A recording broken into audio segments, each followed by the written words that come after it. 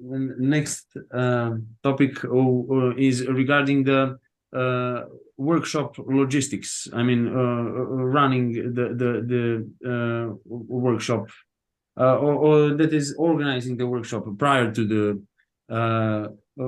participants coming to the site. I mean, how do you organize the accommodation, their transport? Maybe do you have some parking spots, parking lots for participants, and do you usually organize workshops at your mansion there in Larissa, or do you do workshops around other places, and how do you organize workshops there when it's not on your home ground? Okay, so, well, it's a lot of, I already forgot the first ones. So, the logistics, it varies a lot. So, as I said before, it can be that we organize a workshop in some other place, someone is hosting the workshop, and this is one hypothesis. The second is if it is addressed to beginners. So if the workshop is hosted by someone else and addressed to beginners, usually we have all materials on site. So we have a bill of materials, the host collects the materials, everything is on site because the time is limited, and we go there and build. If it is in our place, we choose because we're more flexible here. But when it is in another person's place, it's very difficult. Even if we know the place very well, somehow it is complicated because communication is not easy, even if he's the best person, friend, whatever. So you can talk and say, this is what we need, and you go there and the soil is not right, or I don't know. So we have to have everything on site. We go one day prior and we check if everything is okay and we correct accordingly. This is about the logistics. For sure, we have a list of materials, a list of grocery, if any, and what other secondary materials may need. So, for example, we have to find upcycled windows, or sometimes we say to the participants, guys, if you have something to upcycle, bring it over. So if you have clothes to upcycle, or some windows, or some whatever, bring it. So we put it in the construction. And people bring incredible things. Some people are, let's say, potterers, and they bring pottery, or they bring mosaic, or they bring whatever, vitro, or so somehow they want to, let's say, somehow have a piece of their own work in the project, and it's getting more personal.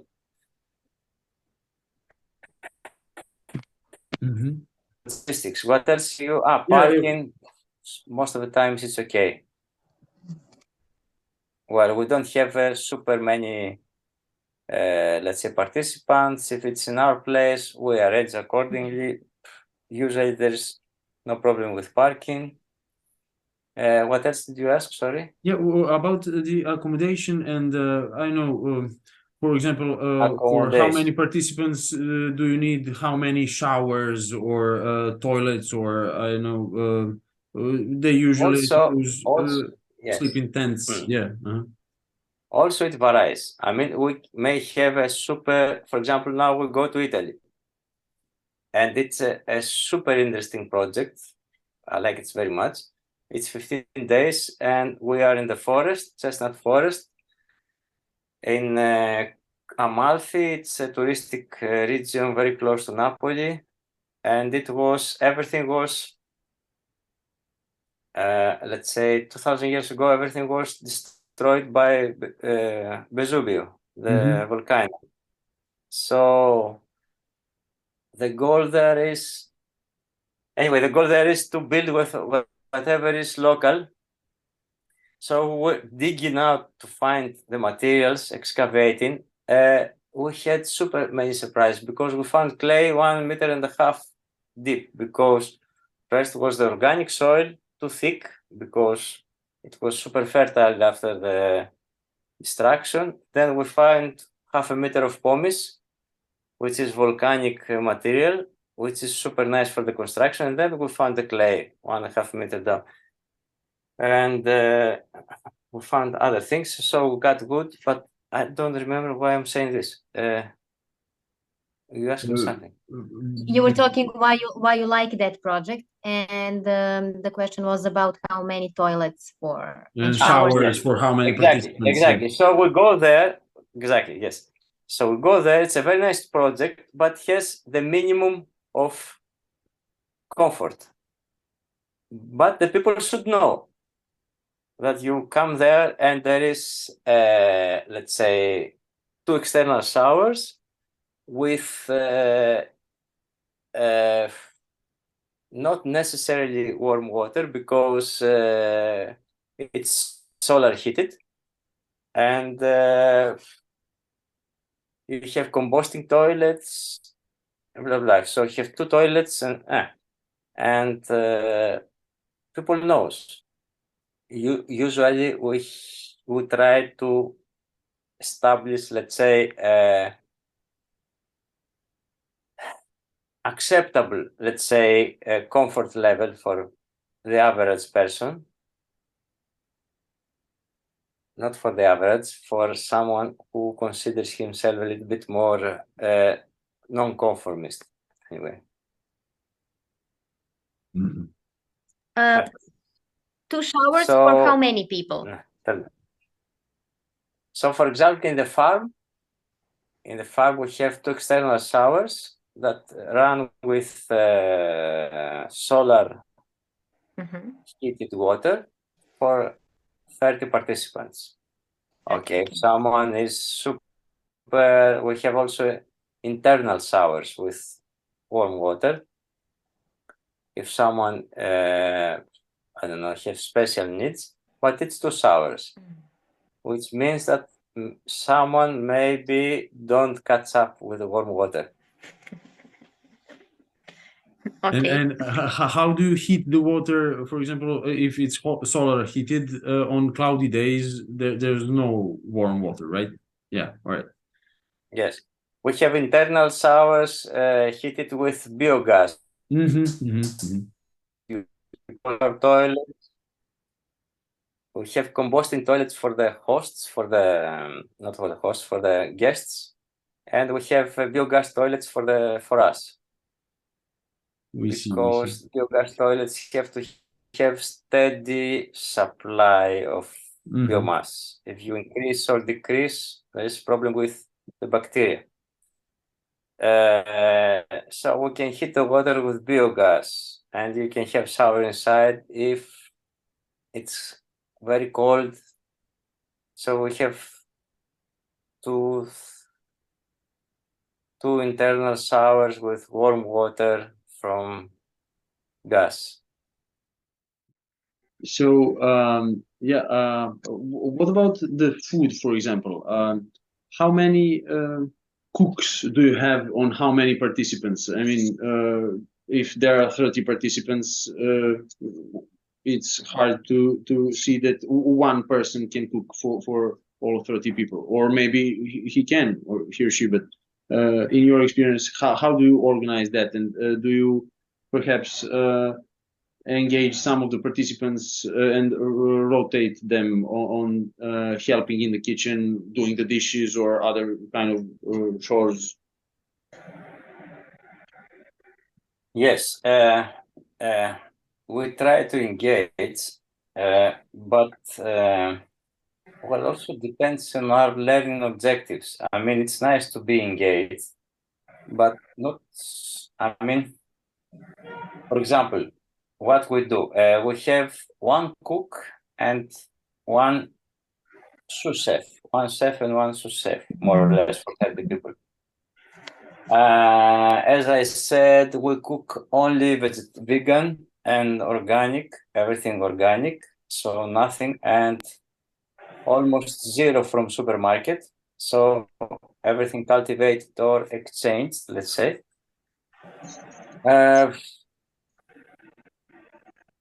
And we try to engage people, but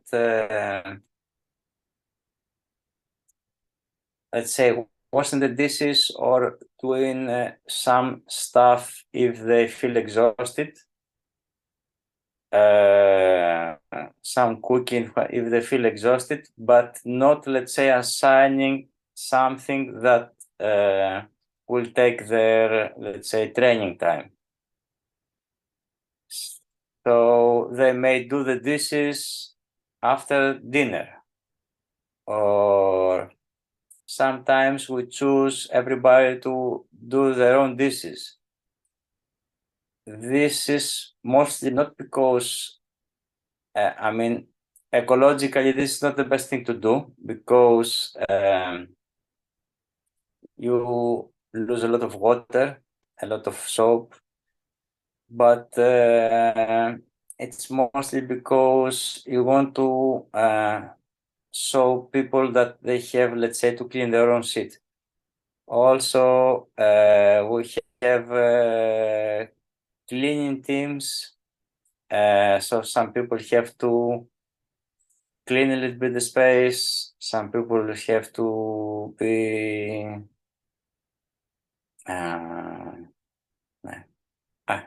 and also we have some entertaining teams sometimes, people that are let's say responsible for entertainment.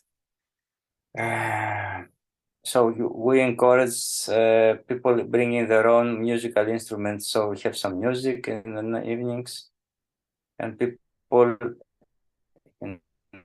having also different kind of bonding, singing and having some drinks together.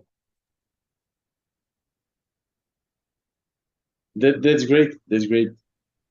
And what about, for example, snacks or breaks during the day? So you talked a bit about that, but do you usually give some food on those breaks when you make pause in the construction and when working? No. So we have breakfast, we have lunch and dinner. In between, there is fruit available. So if someone needs some fruit, he can take.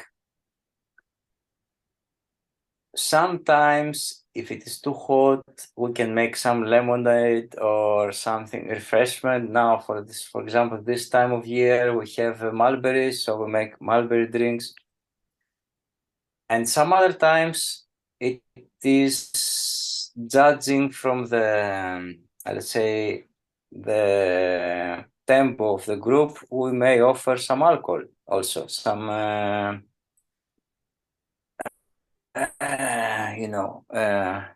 Sipuro is the Greek name. I don't know, it's Serbian, how it's called. So we offer some alcohol because, well, when we judge that it's the time to do it anyway. Not every day, but sometimes people have to feel that you care for them, and want to feel special, want to feel that someone is, you feel for them something and you care for them. So sometimes we do this before lunch. I mean, in lunchtime, we never serve alcohol. And sometimes we serve, first day for sure, we serve alcohol in the evening. We cannot afford to serve alcohol all days because we have limited reserves, and I'm usually depleting them. So because let's say our wine is quite particular anyway, we make it in a very special way. So we don't have much. We have half a ton. So Of course. This is also interesting topic. What is your politics when maybe some participants bring their own alcohol? So do you have some restrictions for that, or you just let them drink as much as they want? the second. So we, everybody, most of the people bring their own alcohol. They said, guys, I brought this. Try. It's okay. I mean, as long as they are not wasted.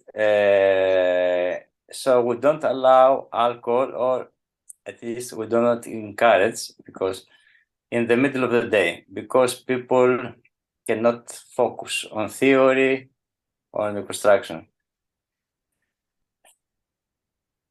In the nighttime, we leave everything happen. So sometimes it's every workshop is different. Sometimes people get really wasted. I mean, it's music until 4 or 5 o'clock in the morning. But usually those times people respond better in the morning than usually, not always. There are some times that people are dead next time. But anyway, we leave everything happen during the night. So we don't have restrictions in alcohol or in smoking. So we also allow people smoking, provided that they do not throw cigarettes on the ground. Okay. And I think it's good time for the question about the safety. So what do you do to make sure that safety, that everything is regular and safety on your workshop? Do you use some safety equipment, for example, or what about the insurance policy for participants, or some legal responsibilities in case of injuries? Yes. Usually natural building workshops are quite safe because there's not much to harm you. What we do, for example, is to have safety equipment when needed. For example, gloves or helmets if you do something that may need. Most of the times it's not needed. For example, next workshop that we're doing in Italy now, actually it's includes 2 or 3 tree houses that will communicate with bridges. So this is super dangerous. For this, we spent something like 1,000 euro in climbing equipment. So, and also the guys from Italy that are hosting the workshop, they will have insurance for the participants. The workshop we will be running. Well, I think it's medium to low danger. For example, next workshop. So it has some wood working. We do not allow power tools in, let's say, the participants, except if someone is very experienced. So chainsaw or circular saws, this is something that we handle. So the participants can only cut their head by reeds or things like that, which more or less is okay. From my experience up to now, it was only a dog injured during the workshop, actually. Wood fell in its head anyway. And it went to the vet and had concussion and stuff like that. But I didn't have any experience in, let's say, injuries.